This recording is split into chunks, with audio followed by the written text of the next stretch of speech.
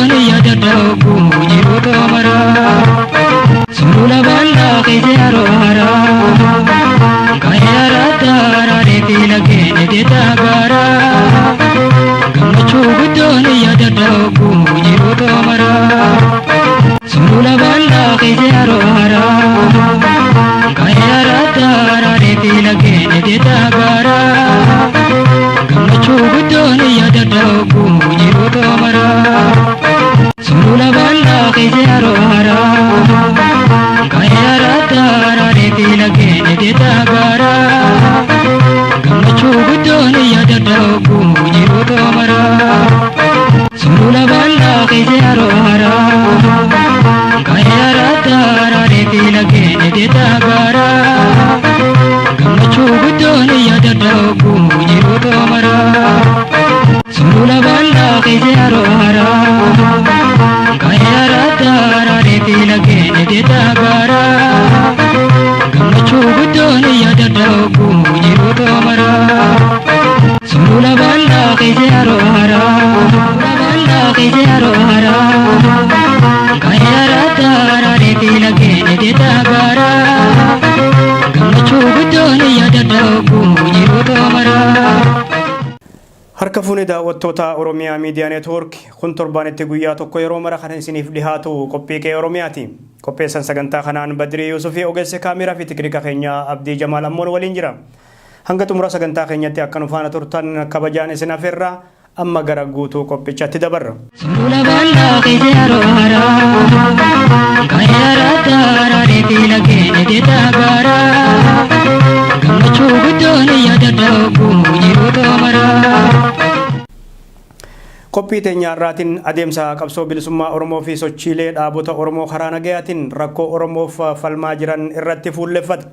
Hanga xumuraa sagantaa keenyatti ammas akka nu faana turtan muuziqaa ce'umsaa kanaan gara guutuu qophichaatti dabarra.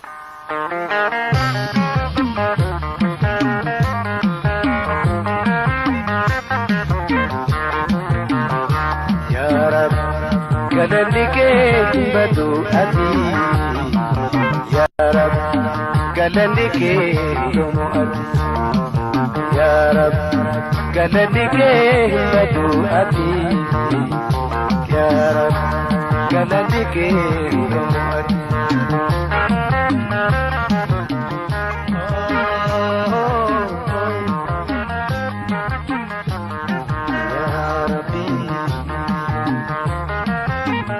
Uummanni Oromoo erga sirna cunqursaa gita bittaa ilmaan Habashaa yookaan kolonii Itoophiyaa jalatti kufee kaasee guyyaa tokkoof diddaa gabrummaaf alagaan osoon falmin oolee buleen beeku.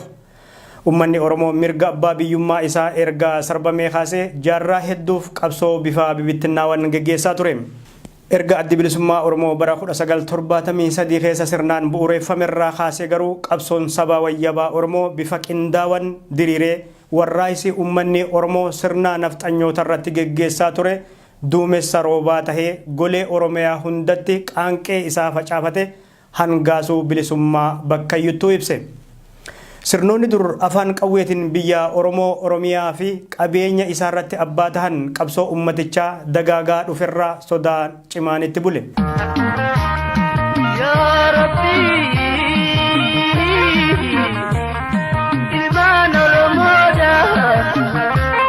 ولتنا كبدي أكسي كدت نقوتي أدي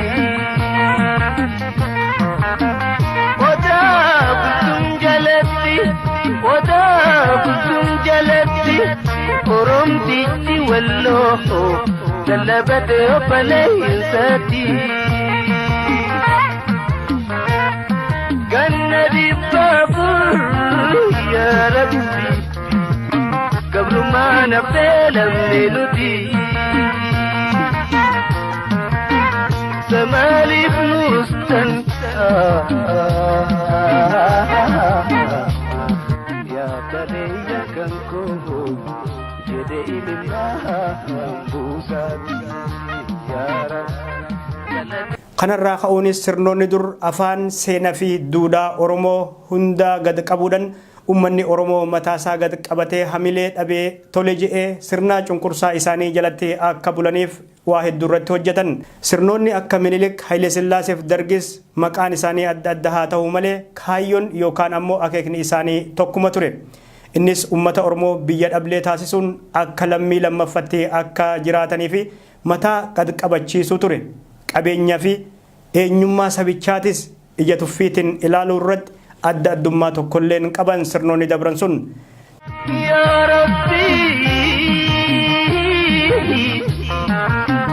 sinka daddani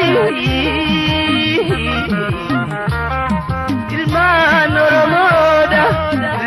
Oromoodha Ya Rabbi wanna taasisi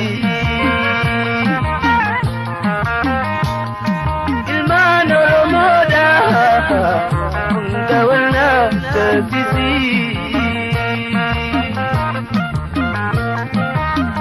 Nidandaysa ya Rabbi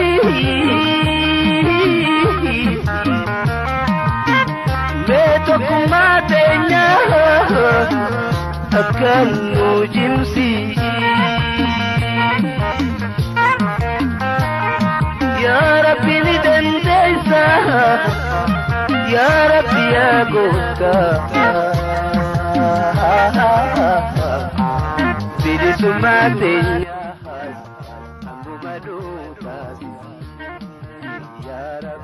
Erga sirni nafxanyootaa qabsoo ummattootaan burkutaa'e ammoo gabroomsa arraba qaraa mirgi dhala namaa isa biratti hin eegamne wayyaanee TPLF tu masaraa Minilik to'ate.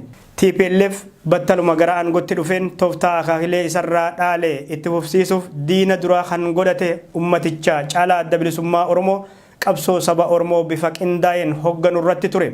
Haaluma kanaan adda bilisummaa Oromoo bara 1993 booda dhiibee biyyarraa akka ba'uuf irratti hojjete. Haa ta'u garuu addi bilisummaa Oromoo qe'ee Oromoo irraa fagaatus akeekni dhaabichi inni dhugaa ummaticha keessatti ititee hafe. Dhugaan dhaabichi carraa argateen ummaticha keessatti habaqaale Oromiyaan si malee eenyullee abbaaf qaama biraa hin qabdu isa jedhu ture. Kaayyoon eebbifamaan kun ummaticha keessatti maxxanee hafuun wayyaanota hirriba dhoowwate. Maqaa adda bilisummaa Oromootiin ummanni Oromoo qe'ee isaa irratti qabeenyi isaa akka barbadaa'u taasifame. Kumni hedduun manneen hidhaa keessatti guuramanii toorchar ta'aa turan. Isaan kun achumatti ajjeefamaa turan. Murtii haqa malee baroota hedduuf manneen hidhaa keessatti gidirfamaa turan. Maqaa adda bilisummaa Oromootiin ilmaan Oromoo kuma hedduutti shalagaman biyya abbaa isaanirraa fagoof dhihootti godaanuuf dirqisiifaman. Dhibbootan kanneen lakkaawaman galaana fi gammoojjii biyyootaa keessatti irbaata bineensotaa tahanii jiru. Gochaaleen diinummaa fi badii kun hundi ummata Oromoo gabrummaaf harka hin kennachiifne. Inumaa daran qabsichi dameen isaa akka babal'atuuf gargaare malee.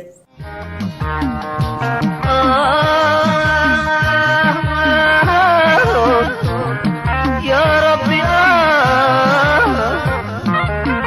Ya Rabbi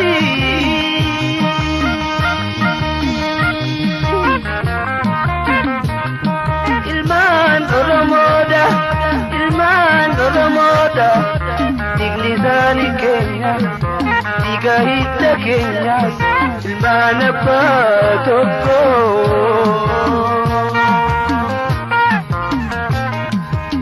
والنولاكسن يا ربي بردي بتكو الدورين بالدهي يا ربي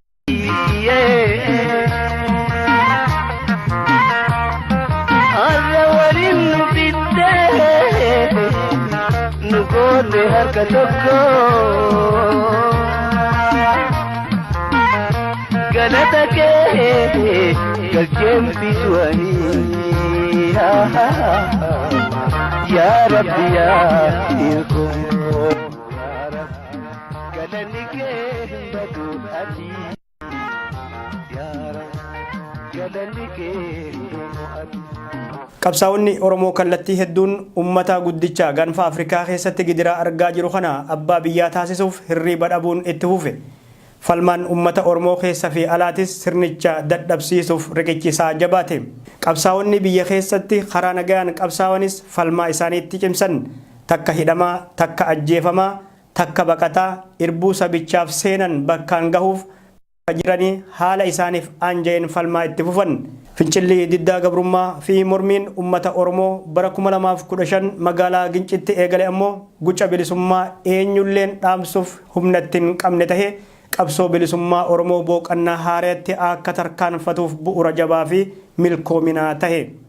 Mormiin kun guutuu Oromiyaa walgahuun sirnicha hundeen raasuu eegale. Qabsoon qeerroo Oromiyaa bifa qindaawaa fi ajaa'ibsiisaa taheen biyyattii hundeen raase.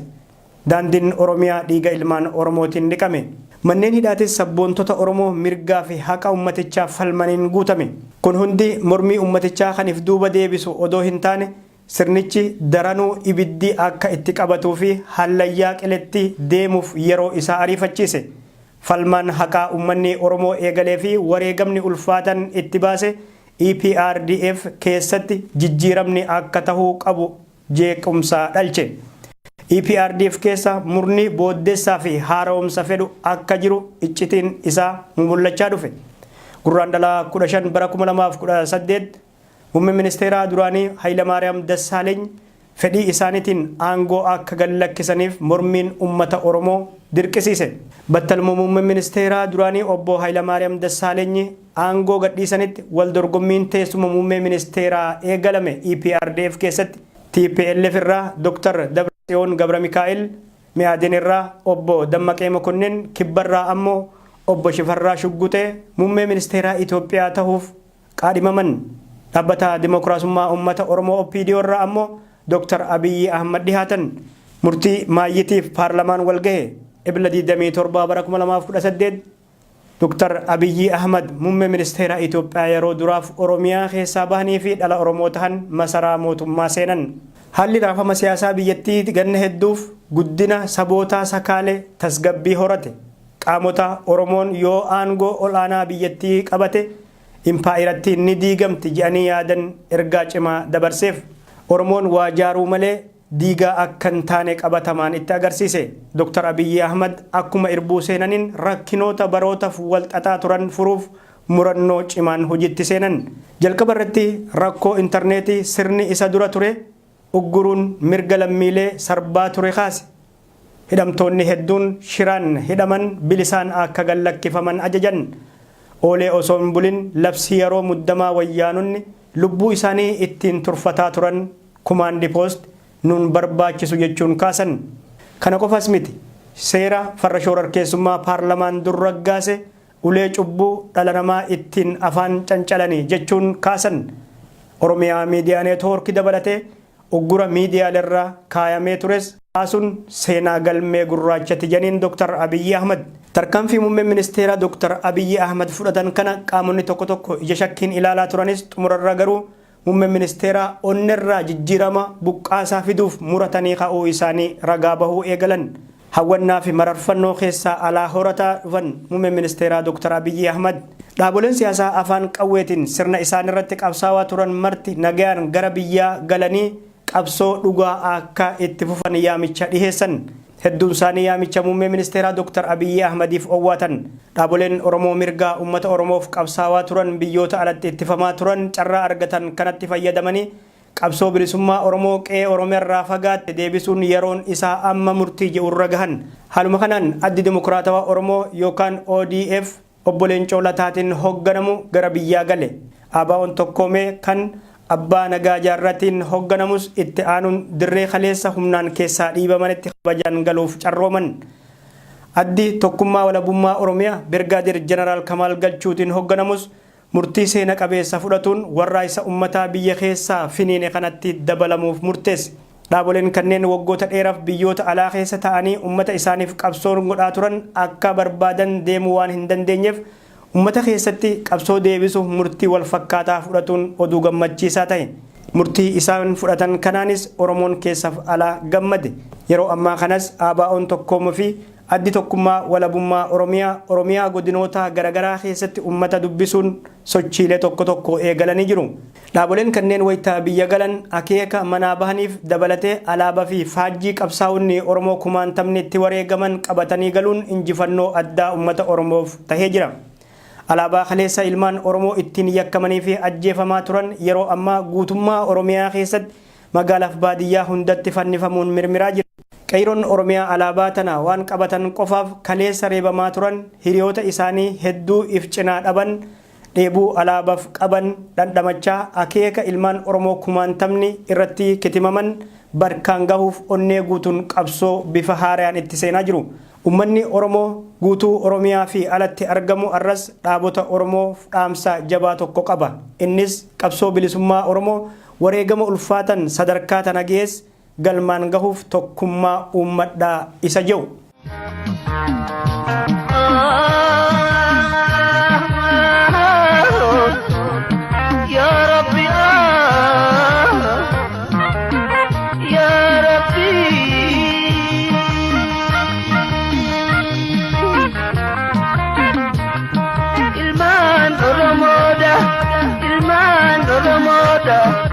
Dignisani Kenya, diga hita Kenya, ilmana patoko.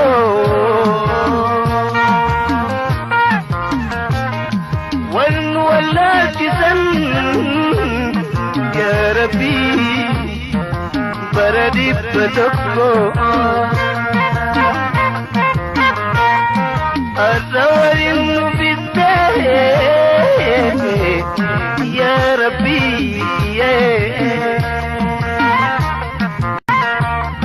Arrawarin nubite, nugote harkatoko. Galata ke, galchem bisuani. Ya Rabbi ya ilkum. Amma duras dhaabota Oromoo karaa nagayaatiin biyya keessa sosso'aa turan warra isaa Federaalistii Oromoo obbo Bulchaa Dammaqsaatiin hoogganamaa turee fi obbo Dr. Mararaa Guddinaan hoogganamaa tureef gaaffii fakkaataa akkanaa dhiheessuun itti milkaa'e uummanni Oromoo. Dhaaboleen lameen kanneenis uummata Oromoo sagalee isaa dhagahuun yeroo ammaa Kongireesii Federaalistii Oromoo jalatti adda tokko uummatuudhaan qabsoo itti fufaa jiru. Dhaabota kanneeninis kaleessa wayita banaa baatan tokko taataniiti. Amma rakkoon bakka 4-5tti isin qoqqoode maali? Tokko nuuf tahaa jechaa ni jira. Irra jireessi hooggantoota dhaabota Oromoo amma biyyatti galanii kanneen warreen kaleessa waliin hojjetan akka turan beekamaadha. Wayita biyyattiin muddamaa keessa seente fi imalli siyaasaa Itoophiyaa garamitti akka deemu hin mirkanaa'in kanatti akkasuma yeroon filmaataa dhihaataa jiru kanatti ofii fafacaatanii sagalee uummataa fi humna uummataa hin qoqqoodina tokko tahaa jechaa ni jira uummanni Oromoo. Dhaaboleen mirgaa fi bilisummaa uummata Oromoof warraaqaa turan kanneenis yeroo ammaa wanni walitti dabalamuu isaan dhoowwu tokkolleen hin jiru. Gamtoomuun dirqama yeroon gaafattu jedhamaa ni jira. Wayita filannoon biyyaalessaa dhufaa jiru kanatti tokkummaan dhaabota Oromoo akkaan murteessaadha. Uummanni Oromoo mudannoo kaleessan hanga irraa miidhamaa waan jiruuf dhaamsa tokkummaa dhaabota Oromoof hawwa. Carraan amma argame kun ni dabra yoo ta'e borus akkuma kaleessaa galaana gaabbin weeraramuu taha kanneen jedhanis laayyoo miti. Waan ta'eef tokkummaa kaleessa hayyoonni wallistoonni manguddoonni fi dhaabotumti mataan isaanii lallabaa turan gara hojiitti jijjiiruun yeroon isaa amma caalaa haalli mijataan jiraachuu dhabuu danda'a. Egaa daawwattoota keenya Oromoon yeroo mammaaku tokkummaan humna ja'a. Dhaaboleen Oromoo biyya takkaa fi saba tokko akkasuma akeeka bilisummaa saba tokkoof falman hundi gaaddisa odaa jalatti walitti dhufuun rakkinoota xixiqqaa jidduu isaanitti dhalatee fi addaan akka babahan isaan taasise furatanii agoobaraa tokko jalatti walitti dhufuun gamtoomanii irree tokko jabeeffachuudhaan qabsoo bilisummaa Oromoo akka itti fufaniin dhaamsa keenya. Oromiyaan yeroo ammaa baay'ina dhaabotaa osoo hin taane hojii baay'ee barbaaddi jedhamaa jira.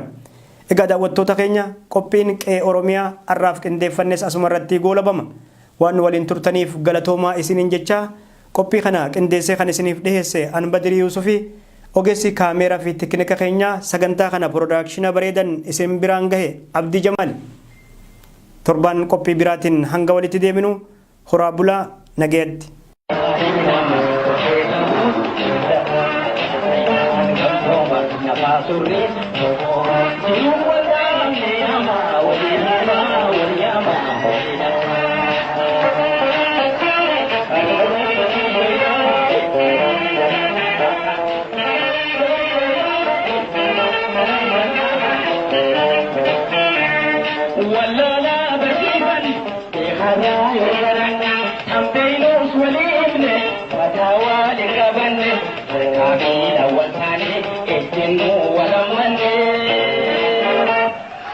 humna fi mala qabnuun baleessaa walii qabnuun.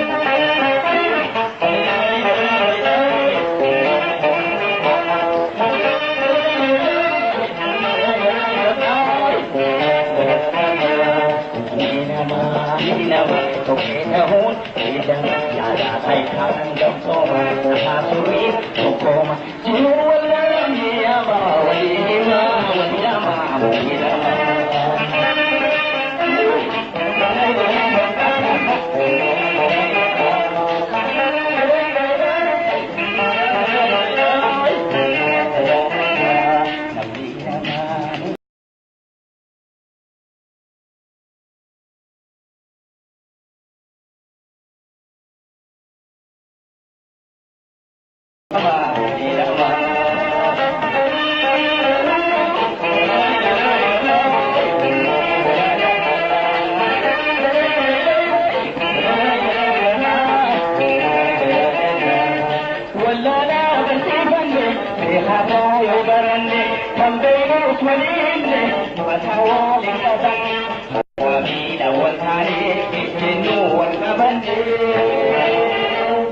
humna fi malak abnun siroha wali khamnun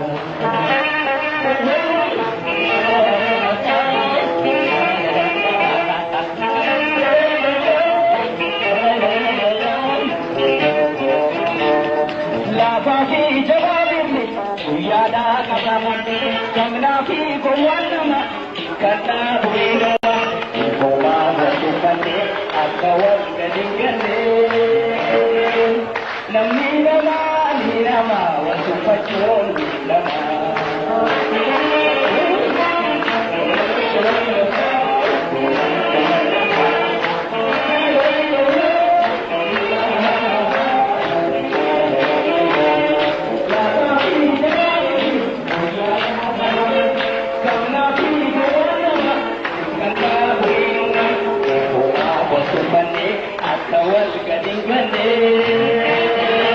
Namni nama ni nama wasu pacon nama